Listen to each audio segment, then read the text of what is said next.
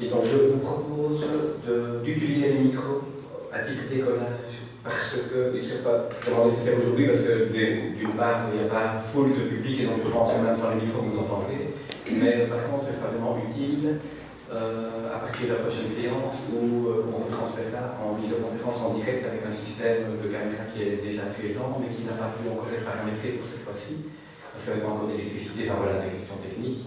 Mais la prochaine fois il sera utilisable et ça s'harmonise avec le système de micro puisque la caméra va focaliser sur la personne qui parle et donc c'est en fonction évidemment du micro qu'il va focaliser. Donc d'où la nécessité. C'est autorisé pour ça. Tu poses sérieusement la question? Non. Non, mais je vais sur les micros. Oui.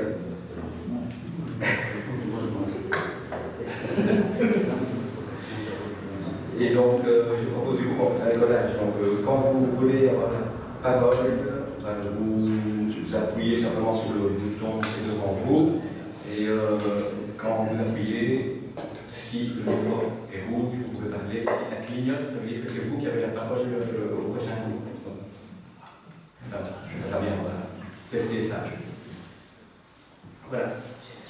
Je vous propose peut-être avant d'approuver le précédent procès verbal de donner la parole à Thérèse, la présidente du CPAS, qui va nous faire un petit point sur l'accueil des Ukrainiens à Ouélin. Thérèse. Merci beaucoup. Donc j'essaye le micro. Même s'il y a une petite lueur d'espoir aujourd'hui, dans les nouvelles des négociations apparemment qui vont un petit peu mieux, un petit peu mieux entre la Russie et l'Ukraine, je pense qu'il y a une réalité de terrain qui est encore tout autre pour le moment. Et donc, comme vous le savez, la Belgique est un pays d'accueil pour accueillir donc, les Ukrainiens qui fuient bien sûr la guerre, la Belgique ou d'autres pays d'Europe. Alors, il a été demandé, donc, la première démarche qui a été faite, c'est que le fédéral s'est retrouvé bien sûr avec un afflux de familles ukrainiennes. Et donc, la première étape, c'était de demander à toutes les communes de Belgique, y compris à Flandre, je pense, de demander à toutes les communes de faire une liste housing pool, sur laquelle donc, on pouvait inscrire des hébergeurs. Donc la commune a fait nécessaire, elle l'a indiqué sur son site communal, et donc à Ouélin, nous avons eu un premier listing de 7 familles d'hébergeurs. C'était le tout début de l'histoire, donc c'était déjà il y a un mois. Les choses ont bougé de toutes les manières possibles, vous avez bien vu, beaucoup d'initiatives personnelles, de gens qui partaient là-bas avec des camions remplis de vivres, de matériel médicaux, etc. Donc des initiatives personnelles, il y en a eu dans toutes les communes, y compris celle de Ouélin. Et au niveau de la commune de Ouélin, donc la première démarche qui s'est passée, c'est cette liste de familles d'hébergeurs. Ce qui s'est passé aussi donc, pratiquement, c'est qu'on recevait donc, à un moment donné, on a reçu un coup de fil de fait d'asile qui disait voilà, dans 2 jours, nous arrivons avec 4 familles composées d'autant de personnes. Est-ce que vous savez les accueillir? Donc, le rôle du CPS et de la commune, on a travaillé tout le temps en concertation avec le service de population de la commune, c'était de voir cette liste d'hébergeurs, de voir un petit peu si ça correspondait à la demande des hébergeurs et à la demande de l'asile. Il y a ensuite donc une visite à domicile pour se rendre un petit peu compte de l'accueil que les hébergeurs pouvaient proposer, et puis on a démarré. Alors ça a démarré de manière un petit peu assez particulière, puisque le premier jour, on a attendu toute la journée et les familles ne sont jamais arrivées, donc tout le monde était prêt, y compris les familles d'hébergeurs, et donc c'était reporté au lendemain. Et le lendemain, c'était un jeudi, je pense, jeudi après-midi, c'est ça, on n'a pas eu non plus ce qui était demandé. Il y avait chaque fois un problème de coordination entre la demande de Ouélin, l'offre de Ouélin, on va dire l'offre de Ouélin, et la demande qui nous arrivait par Bruxelles. Alors, à l'heure d'aujourd'hui, donc il y a 7 familles qui accueillent des Ukrainiens. Dans ces 7 familles, il y en a déjà 3 qui sont repartis 2-3 jours plus tard, parce que voilà, ils voulaient être hébergés dans une ville, la campagne ne leur plaisait pas, donc ils sont partis. Un autre est parti dans une autre commune aussi, beaucoup plus lointaine, le premier jour. Et puis voilà. Donc on est pour le moment, alors aujourd'hui, seulement avec 6 personnes plus 3 personnes dans des familles, mais qui n'étaient pas sur la liste, donc qui ont pris des initiatives et qui sont revenus avec des familles. Donc plus, on a une dizaine maintenant de personnes qui sont dans des familles, hébergeuses de la commune et tous de la commune. Et donc il y a eu hier une première réunion d'information avec les familles et les Ukrainiens pour leur expliquer vraiment toutes les démarches qu'il y avait à faire. Donc il y en a quand même beaucoup. Et donc la commune et le CPS sont là bien sûr pour les accompagner dans toutes les démarches, la recherche d'une école, le permis de travail, les allocations familiales, la mutuelle, vraiment toute une série de choses importantes. Voilà, donc on en est là aujourd'hui, avec bien sûr Oui, on a créé aussi, je voulais le dire, un comité d'accompagnement. Donc un comité d'accompagnement qui s'est réuni pour la 3e fois jeudi soir, dans lequel il y avait Bruno Guillaume, en plus du collège, je pense, et Florence aussi pour le CPS. Et voilà, je pense que c'est tout. Et les deux directions générales, commune et CPS, pour qu'on puisse vraiment travailler ensemble et puis aussi avoir des idées. Je veux dire, on travaille tous ensemble à ce projet-là. L'idée de la commune aussi, c'est bien sûr, ici on est dans la première étape, c'est ce qu'on appelle l'accueil d'urgence. Donc c'est temporaire, bien sûr, pour les familles hébergeurs. Donc ils sont dans un statut temporaire. Après, soit ils retournent dans leur pays si ça va mieux, soit ils vont peut-être rester ici encore un certain temps. Donc là, on est encore dans des gros points d'interrogation, à savoir que la commune veut s'engager aussi à essayer de trouver un bâtiment dans lequel, par exemple, un espèce de bâtiment de répit.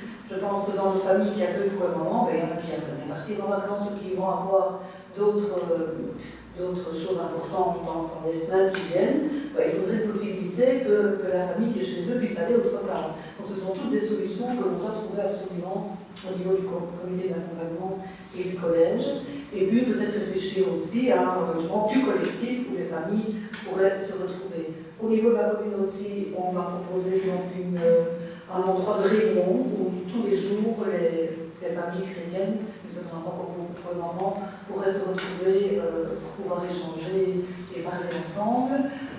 Imaginez aussi des possibilités d'après-midi plus récréatives, de collaboration avec des filles. Je viens dans le conseil d'administration des filles ici, on pourrait mettre en place, puisque ces personnes, quand elles auront une revue d'intégration, l'équivalent de revue d'intégration, pourront aussi participer à des filles. Donc pourquoi pas les mettre dans un parcours de réinsertion sociale. Il y a déjà évidemment d'ailleurs de Belin aujourd'hui matin. Voilà, ça c'est vraiment l'état actuel des choses aujourd'hui. Il y a aussi au niveau de la province de Luxembourg, donc 3 gros centres qui vont être créés. Là c'est plus un accueil d'urgence aussi, ils sont pas encore tout à fait faits, je pense. Donc voilà. Donc tout se met en place progressivement, bien sûr qu'on est tous devant des gros points d'interrogation et qu'il a fallu vraiment se décider très vite, organiser très vite, et donc voilà, il y a parfois des dysfonctionnements et ça va se mettre en place progressivement. Donc le rôle ici vraiment de la commune du CPS, c'est d'accompagner, y compris les Ukrainiens, y compris les hébergeurs. Donc c'est un travail quand même qui est assez conséquent. Jusque maintenant, on n'en a pas beaucoup, mais on n'a plus beaucoup d'hébergeurs non plus, donc voilà, je pense qu'on verra dans les jours et les semaines à venir. Le problème se réglait à un autre niveau. Voilà. Je peux dire aussi que toutes les communes sont dans des solutions différentes. Il y en a encore personne. Saint-Hubert en a une quarantaine. Donc d'une commune à l'autre, ça change. Je pense que c'est vraiment là. J'ai l'impression que c'est la zine tout sur les boutons. Et puis quand on dit oui, mon téléphone. Et puis c'est là, mais ils ne pensent peut-être pas. Et puis voilà. Parce qu'il faut bien dire que c'est la liste d'organisation complète là-bas aussi. Et donc nous, la famille qu'on a dû renvoyer, puisqu'ils se faisaient pas ici, on les a mis au train. Pas du tout donc ils ont dû refaire la démarche de retourner à Fédazine, de faire vraiment. On a aussi une autre maman, je voulais vous dire, qui est arrivée, qui a un fils qui est toujours en Ukraine et un autre jeune qui voulait héberger. Et bien, elle nous a quittés vendredi matin. Elle a laissé ses affaires ici, elle n'a toujours pas contacté. Donc on n'a pas de nouvelles et nous avons téléphoné rien du tout. Donc ça reste vraiment compliqué d'abord pour eux. Et puis le problème de la langue. Ça c'est aussi, donc il faut tout le temps qu'on ait un interprète avec nous, quand on n'est pas d'interprète, donc l'apprentissage de la langue est vraiment essentiel aussi. Voilà. Voilà. Vous voyez que le président du CNES investit beaucoup dans ce dossier, ce qui lui tient fort à cœur. Peut-être juste un petit complément d'information. Donc les critères de fait d'asile, ils sont un peu obscurs. On ne sait pas sur base de quels critères fait d'asile envoie les réfugiés dans telle ou telle commune. Voilà, c'est assez étonnant. On ne comprend absolument pas. Non seulement parfois s'il n'y a pas des critères un peu communautaires, où on a remarqué que certaines personnes avec des ressources, peut-être des diplômes et des compétences, vont plutôt en Flandre et nous, voilà, semble-t-il. Moi j'ai entendu parler de ce genre de considération. À juste titre ou pas, j'en sais rien, mais c'est quand même un peu interpellant ce genre de situation. Que dire d'autre? Oui, par rapport à la province, donc ce qui a été également décidé, donc le gouvernement Hollande octroie une aide à toutes les communes de 1 euro par habitant, mais donc évidemment pour la commune de Wellin, c'est pas avec ça qu'on va pouvoir organiser un accueil massif. Donc ce qui a été décidé, c'est que toutes les communes de la province de Luxembourg ristournent cette aide à la province de Luxembourg, au service du gouverneur, qui mutualise les montants. Donc, au niveau de la province, ça va représenter quand même environ 300 000 euros. Avec ce montant-là, le gouverneur pourra, et ses services pourront mettre à disposition, comme l'intérêt, des logements de transit pour faire face à des situations de crise et on va pouvoir donc passer à notre ordre du jour. Avec l'approbation du Conseil d'État du 8 mars 2022, est-ce qu'il y a des observations par rapport à ça? Non. On peut considérer qu'il est approuvé. Je vous remercie. Le point 2 concerne l'octroi de chèques cadeaux.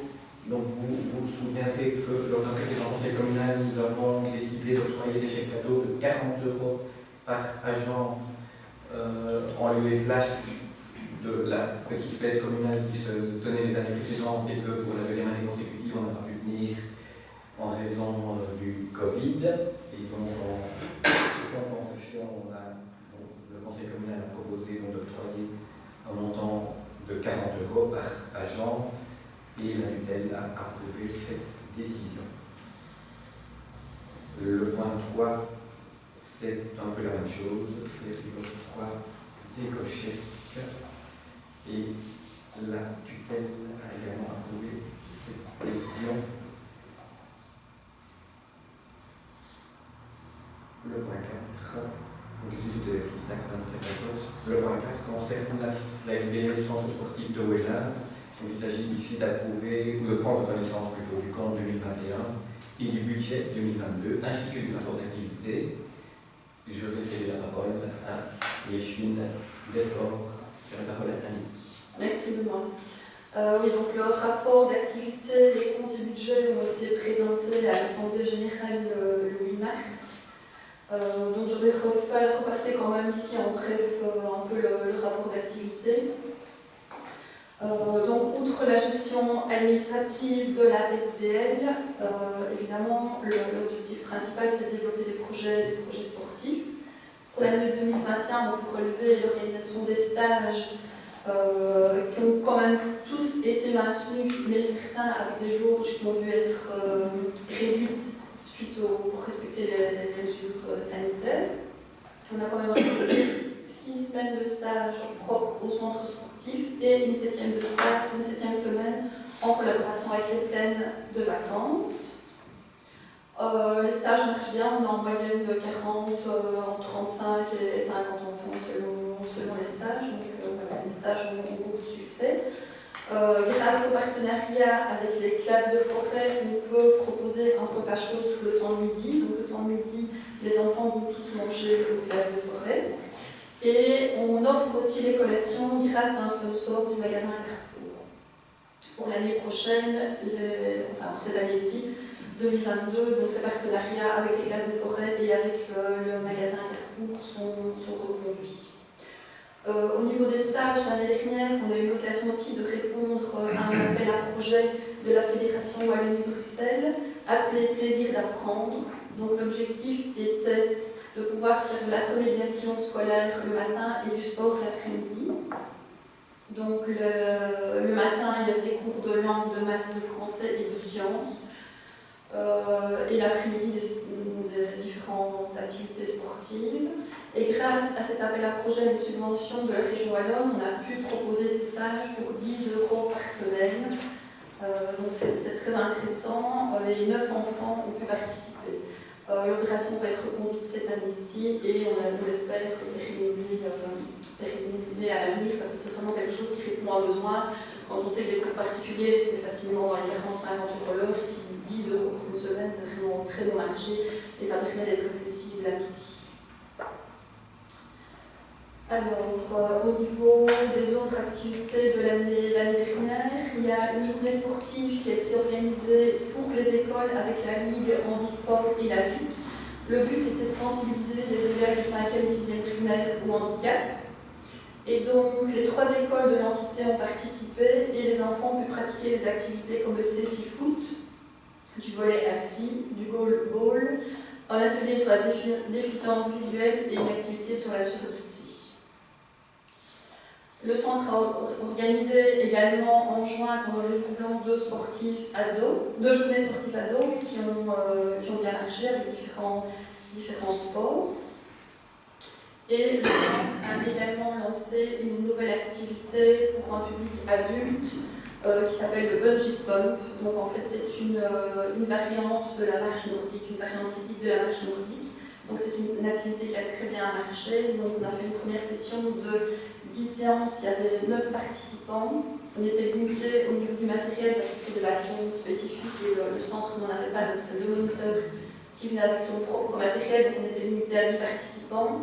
Et vu le succès rencontré, on avait une liste d'attente pour la 2e session, donc le centre sportif a investi dans l'acquisition de 10 paires de bâtons, ce qui permet maintenant d'accueillir plus de personnes et la 2e session est en cours. Alors le centre a également emmené au mémorial Van Damme 22 jeunes de notre commune. Cette année-ci, on a travaillé avec les communes de Nassonne et de Tellin pour pouvoir partager le coup du cœur et aller tous ensemble à Bruxelles. Et au niveau des activités, la commune a également, avec le centre sportif, participé à la journée Bouge ton sport organisée par la province de Luxembourg et en particulier au trophée des communes luxembourgeoises. Donc l'idée c'était de créer des équipes avec des adultes composés de politiques, de sportifs et de jeunes. Ça a très bien marché et la province renouvelle cette année-ci, donc on participera aussi cette année-ci. Il y a eu également le Cross ADEPS comme chaque année. Donc ici ce sont des jeunes des écoles de différentes communes qui se rassemblent pour le Cross. Donc on a accueilli 433 jeunes. Alors, on a aussi reçu le label Commune Sportive, on a reçu une étoile. Donc, il y a eu un appel à projet de la ministre des Sports en 2022 qui s'appelait label ADEPS Commune Sportive. Et donc, il y avait toute une série de critères à remplir. Et donc, nous avons reçu une étoile, donc on va aller jusqu'à 3 étoiles, je pense, avec un score de 68,88%, alors que la 2e étoile est à 70%. Donc on rate de peu la 2e étoile. Donc l'inspecteur ADEPS qui suit le centre sportif nous incite à redéposer notre candidature lors du prochain appel, parce qu'avec notamment cette nouvelle activité de bungee pump, on fera sans doute plus de points et on pourra prétendre à une deuxième étoile. Alors, il y a un volet aussi qui concerne les travaux. Donc, on a une subvention pour la sécurisation du hall. Donc, on a installé tout un système de caméras et un accès aux sportifs avec des badges, ce qui permet que chaque responsable de club ait un badge. Et donc, on sait maintenant bloquer les accès pour que tout le monde n'ait pas accès à n'importe quand, comme c'était le cas avant à la café. Donc, avec les badges, les clubs ont accès à certaines heures, les heures qui sont censées être dans la salle, et ben, en dehors des heures. Et au niveau des entretiens, comme chaque année, on a entretenu le terrain de foot, les terrains de tennis. Et on a eu quelques réparations, notamment des foot au toit, des foot au sanitaire et l'entretien des panneaux solaires. Donc voilà au niveau des activités. Je ne sais pas si vous avez des questions sur le rapport d'activité. Non ? Alors, on peut passer au compte. Je ne sais pas si vous avez eu l'occasion de les voir parce qu'il y a un problème avec le fichier qui était joint dans la délibération. Donc, on vient de rechanger le fichier si vous voulez le consulter. Donc au niveau des comptes annuels, on a toujours un bénéfice malgré une petite perte sur l'année. Donc on a une perte au compte d'exploitation pour cette année-ci de 2069,91 €.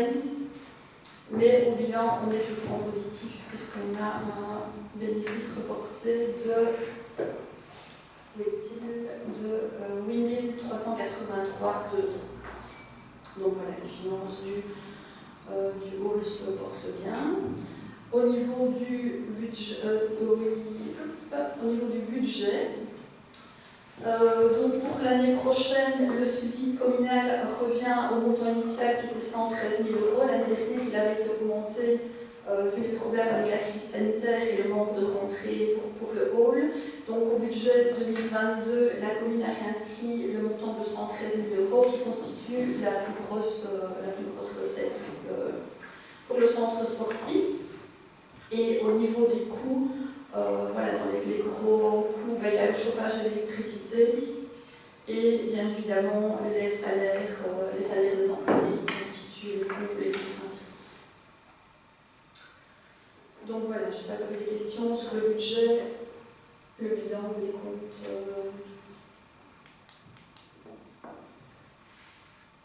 Pas de questions? Le mode d'approuver la je pense. Si on prend acte du rapport d'activité 2021, et on approuve le compte 2021, et on approuve le budget 2022. Pas de problème avec ça? Voilà, je vous remercie. On va passer au point 5, qui concerne l'extension du parc d'activité économique et plus précisément les cessions de voirie. C'est un dossier qui avance puisqu'il est maintenant entre les mains du fonctionnaire délégué à Arlon. Le permis d'urbanisme sera le permis jour utile pour lui prendre la décision et demain. Donc on va s'attendre à avoir la notification du permis d'urbanisme après-demain ou dans la semaine prochaine, qui sera utile, j'ose espérer. Et ce qui fait que les réunions avec les intégrants qui se tiendra mi-avril, et l'objectif est de commencer les travaux dans le courant du mois de mai, juin ou plus tard. Donc le chantier, les premiers coups de pelle vont vraiment commencer dans les semaines à venir, en tout cas avant les congés. Et donc ici, si le dossier revient au conseil communal, c'est pour déjà anticiper les travaux, puisque lorsque les travaux sont terminés, la commune reprendra les voiries, reprendra l'éclairage public et reprendra l'égouttage, à titre gratuit évidemment, mais à charge pour la commune d'assurer l'entretien évidemment de toute cette infrastructure. Et donc il s'agit ici d'approuver le projet d'acte qui est rédigé par le comité d'acquisition et de charger le comité d'acquisition de passer l'acte lorsque les travaux sont terminés et de déclarer que cette session a lieu pour cause d'utilité publique. Donc, il y a quand même un dossier qu'on connaît bien maintenant. Voilà, je vous remercie. Le point 6 concerne le plan communal de développement rural. Il s'agit ici d'approuver le rapport annuel 2021 et de procéder la parole à Annick, qui est la présidente de la CLDR. Merci Benoît. Oui, donc précédemment, le rapport de la CLDR ne passait jamais au conseil communal, mais depuis l'année dernière, la ministre Tellier a un peu revu toutes les procédures concernant le développement rural. Et dorénavant, le rapport doit être approuvé et déposé avant le 31 décembre, donc approuvé par le conseil communal après avoir été approuvé par la commission, par la CLDR. Donc on a eu réunion de la CLDR la semaine dernière où le rapport a été présenté et approuvé. Et donc voilà, il y a le rapport qui est présenté aujourd'hui.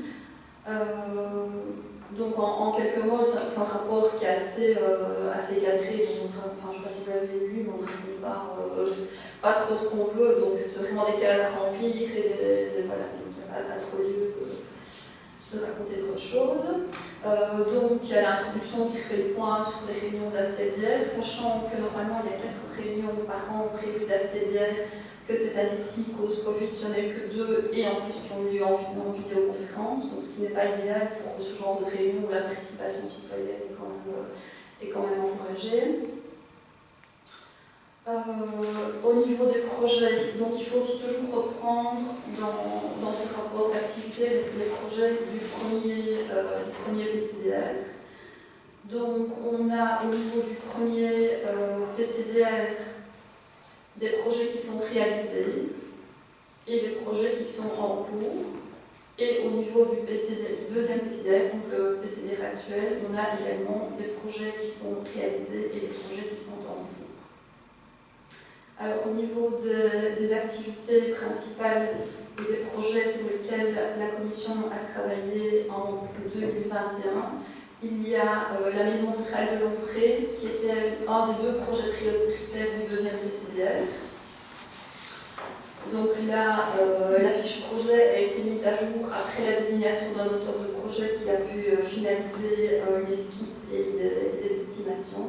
Donc la fiche projet a été mise à jour, a été présentée au développement, c'est le SPE développement rural, et puis le dossier est déposé ici au début de l'année pour la signature de la ministre. Un autre projet, c'est le parcours didactique de la Calestienne qui avait été mis en place mais qui n'avait pas encore été inauguré, qui a été inauguré en juin 2021. Le deuxième projet prioritaire de ce PCDR, c'est la création d'une voie lente entre Nevron et Chanly. Donc là, le dossier avance aussi pour ceux qui étaient présents à la réunion la semaine dernière. Donc on a eu la présentation d'un bénévole d'une ASBL qui s'appelle les Chemins du Trail, qui s'est proposé pour nous faire tout le relevé avec des photographies de toute la zone, en relevant les points d'attention. Et donc maintenant, on a déjà une première présentation de ce rapport à l'administration du développement rural et au DNF. Mais comme on est dans une zone Natura avec des endroits de protection, des arbres, des oiseaux, etc., le DNF a souhaité que le dossier soit transmis au DEMINA, qui est vraiment la structure qui peut se prononcer sur ce genre de projet. Et donc on attend le rapport du DEMINA avant d'entreprendre les démarches. Donc maintenant, tous les propriétaires privés ont été identifiés.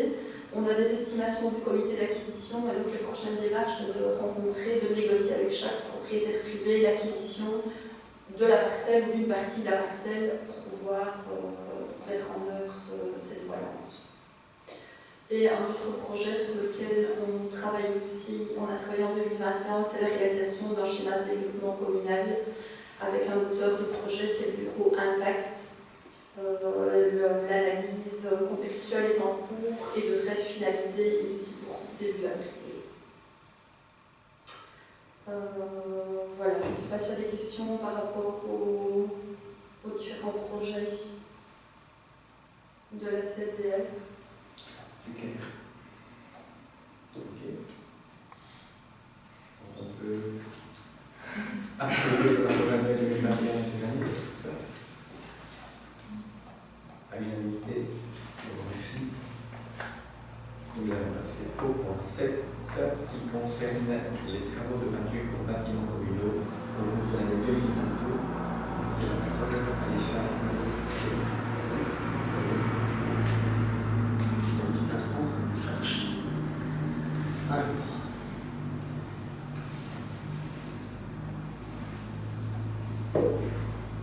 J'ai rencontré tout le monde.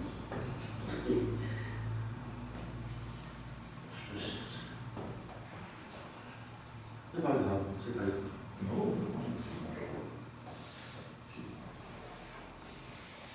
on ne dit pas tout. Non, mais en fait, qu'est-ce qu'elle dit? Ça va Oui. déstabiliser. Juste au moment où j'ai cliqué, vous voyez, c'est parti. Donc, en fait, ici, on vous demande d'approuver un cahier des charges concernant le marché des travaux de peinture pour les bâtiments communaux. Bâtiments communaux, c'est-à-dire toute la salle du Tombois, la NDA, tout ce qui n'a pas été fait lors des travaux précédents, la cage d'escalier de l'école communale ainsi qu'un couloir et toute la crèche. Donc ici, il faut savoir que nous avions des ouvriers capables de faire de la peinture auparavant, mais il y a un problème d'accident de travail. On ne sait pas comment ça va se passer au niveau de sa reprise. Donc on a décidé d'extérioriser les travaux pour un montant de 30 000 euros TVA compris sur 24 793,39 euros. Donc on nous demande d'approuver le marché public, le cahier des charges, le montant estimé donc, de 30 000 euros TVA compris, de passer le marché par procédure négociée sans publication préalable et de financer les moyens historiques. Et de financer cette dépense par le crédit inscrit au budget extraordinaire de l'exercice 2022. Voilà, merci pour votre compréhension. Merci. Tu es très bien fait ça. C'est une grande perte de Pas de remarque. C'était donc bien. Voilà, et bien donc l'ordre du jour public est publié. C'est assez rapide, puisqu'il est 22h31. Et il n'y a pas eu de grand débat. Bonsoir.